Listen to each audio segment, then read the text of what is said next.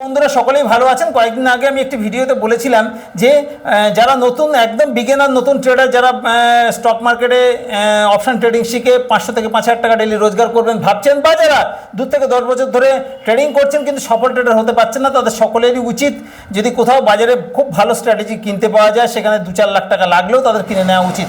যদিও এটা সম্পূর্ণ আমার ব্যক্তিগত মতামত ছিল, এটা কোনো পরামর্শ নয়। তো কয়েকজন বন্ধু আমাকে হোয়াটসঅ্যাপ করে এটা বলেছেন যে যদি আমরা 2-4 লাখ টাকা দিয়ে স্ট্র্যাটেজি কিনে নেবো তাহলে তো আমাদের একটা বড় ক্যাপিটালের বড় অংশ চলে যাবে সেখানেই, তো সেটা কি আমাদের পক্ষে ঠিক কাজ হলো? তো আমি যেটা বলবো এটা আমার সম্পূর্ণ ব্যক্তিগত মতামত যে যারা স্ট্র্যাটেজি তৈরি করেছে তারা কিন্তু গাছের আম পাড়ার মতো আম পেড়ে নিয়ে আসেনি। স্ট্র্যাটেজি তৈরি করতে গিয়ে কেউ 20 লাখ, কেউ 50 লাখ, কেউ 1 কোটি টাকা খরচা করে লস করে তবে কিন্তু স্ট্র্যাটেজি তৈরি করেছে। স্ট্র্যাটেজি তৈরি করা খোলামকুচি নয়। আপনি নিজেও স্ট্র্যাটেজি তৈরি করতে পারেন, কোনো অসুবিধা নেই। তার জন্য কিন্তু 20 লাখ, 50 লাখ, 1 কোটি টাকা খরচা হয়ে যেতে পারে এবং শেষ পর্যন্ত আপনি স্ট্র্যাটেজি তৈরি করতে পারবেন কিনা তারও কিন্তু কোনো ভরসা নেই। আজকাল একটা ছোট্ট চায়ের দোকান করতে গেলে বা ছোটোখাটো অর্ডিনারি ব্যবসা করতে গেলেও কিন্তু 10 লাখ টাকা অন্তত কমপক্ষে পুঁজি লাগে।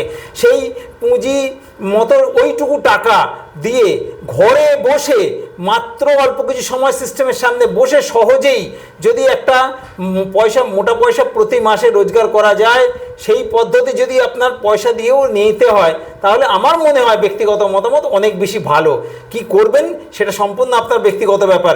ট্রেডিংয়ে কিন্তু অগাধ সমুদ্রের মতো পয়সা আছে, তুলে নিতে গেলে সঠিক স্ট্র্যাটেজি দরকার, ডিসিপ্লিন ট্রেডার হওয়ার দরকার। সেটা করতে গেলে আপনি নিজের টাকা সব খুইয়ে স্ট্র্যাটেজি তৈরি করবেন না বাজার থেকে কিনবেন, সম্পূর্ণ আপনার ব্যক্তিগত মতামত। তবে আমি বলবো ট্রেডিং শিখুন, ট্রেডিং করুন, সুস্থ থাকুন, ভালো থাকুন। ধন্যবাদ।